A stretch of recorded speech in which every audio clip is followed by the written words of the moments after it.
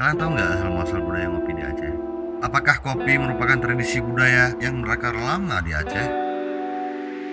Simak video ini sampai habis.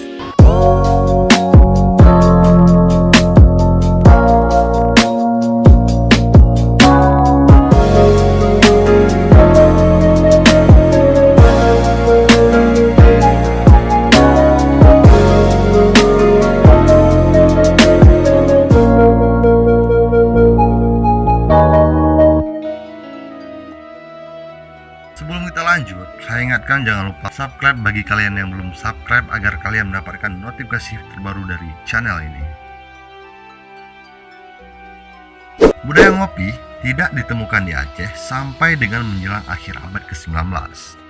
Seorang orientalis yang menjadi peneliti sosial budaya, Snok Hagronyong menulis pada buku Aceh di Mata Kolonialis Jilid 1, pada masa ia meneliti orang-orang Aceh atau bagi kebanyakan orang-orang biasa di Aceh, air putih adalah hampir satu-satunya minuman. Dari waktu ke waktu, sesekali ia akan minum air tebu yang diperas dari batangnya hanya dengan alat yang masih sangat primitif. Dari keadaan inilah mungkin datang istilah ngan blau itu bay, yang artinya kurang lebih uang untuk membeli air tebu, atau apabila kita maksudkan adalah memberi upah ataupun imbalan. Februari 1899, Tengku Umar bersama pasukannya telah berada di pinggiran kota Melabu.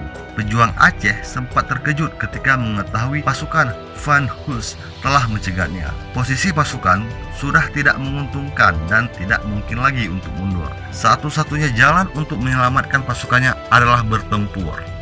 Dalam pertempuran itu, Tengku Umar gugur terkena peluru musuh yang menembus dadanya.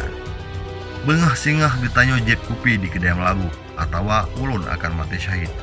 Artinya besok pagi kita akan minum kopi di kota Melabu, atau aku akan mati syahid. Itulah serangkaian kata singkat Tengku Umar yang tertera pada prasasti di desa Megol, Melabu di akhir perjuangannya.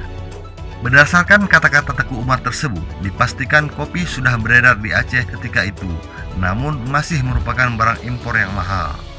Kejadian terbunuhnya Tengku Umar terjadi 26 tahun setelah Perang Aceh berlangsung dan 5 tahun setelah buku Snok Hagronyong diterbitkan. Lalu, kapan kopi masuk Aceh? Pada masa Kesultanan Aceh Darussalam, tanaman lada merupakan mata pencaharian utama sebagai mana padi. Tommy Pires mencatat, pelabuhan Pidi dan Pasai ketika itu memperdagangkan lada sebanyak 16.000 bahar atau sekitar 2.718 ton per tahun. Bahkan sampai menjelang akhir abad 19 sebelum Belanda menyerang, Aceh merupakan produsen lada utama di dunia. Tanaman kopi awalnya dibawa Belanda pada abad 18 melalui Batavia yang sekarang Jakarta untuk ditanam di Aceh tahun 1908. Kopi yang pertama sekali diperkenalkan adalah kopi jenis Arabica, pertama sekali dibudidayakan di utara Daud, Lutawar. Di dunia, kopi bisa dibedakan menjadi dua kelompok berdasarkan jenisnya, yaitu kopi Arabica dan kopi Robusta. Di Aceh, kedua jenis kopi ini dibudidayakan oleh masyarakat setempat. Kopi jenis Arabica umumnya dibudidayakan di wilayah dataran tinggi Tanah Gayo, termasuk Takengon, Aceh Tenggara, dan Baya Lues. Sedangkan di Kabupaten Pidi, terutama wilayah Tangsi dan Gempang, dan Aceh Barat, masyarakat mengembangkan kopi jenis Robusta. Boomingnya budaya ngopi di Aceh. Salah satu keajaiban waktu adalah kemampuannya mengubah manusia.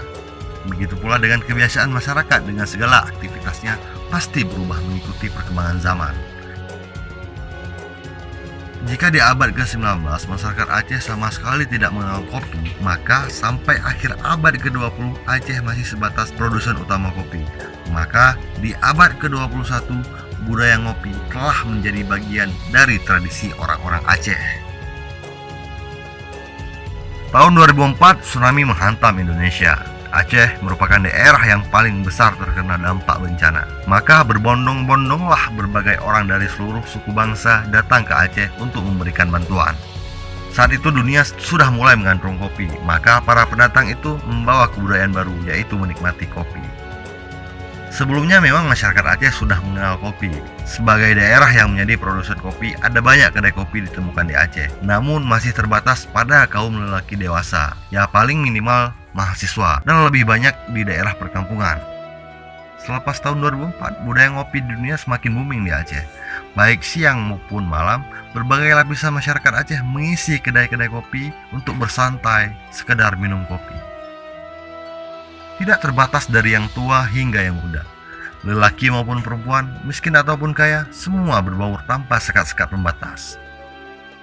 Jika ada kriteria jumlah warung kopi dalam ukuran wilayah tertentu, maka dapat dipastikan Banda Aceh yang merupakan ibu kota provinsi Aceh akan masuk rekor dunia mengalahkan Paris sekalipun. Pun jika ada perhitungan jumlah orang ke warung kopi per hari, pemenangnya pastilah orang Aceh, mengalahkan Italia pastinya.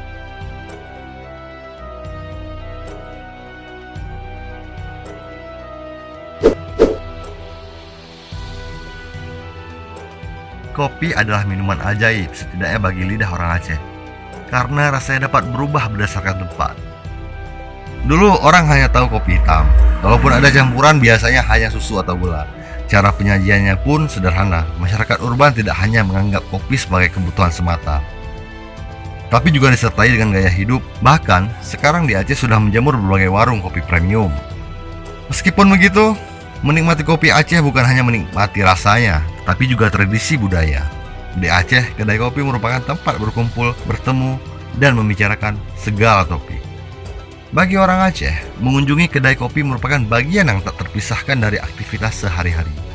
Di situ, mereka bersosialisasi dan menjalin silaturahmi sambil menikmati kopi. Mereka datang untuk menikmati kopi, sebagai tempat untuk bertemu teman, atau rekan bisnis, ataupun hanya sekedar melepas lelah. Semua masalah pasti bisa selesai di warung kopi. Begitu peribahasa yang populer di Aceh. Mungkin awalnya kopi diperkenalkan dan ditanam oleh Belanda pada masa kolonial. Namun di kemudian hari, kopi berkembang dan menyatu dalam kebudayaan Aceh, sehingga saat ini menjadi bahagian dari cara dan tata hidup masyarakat Aceh.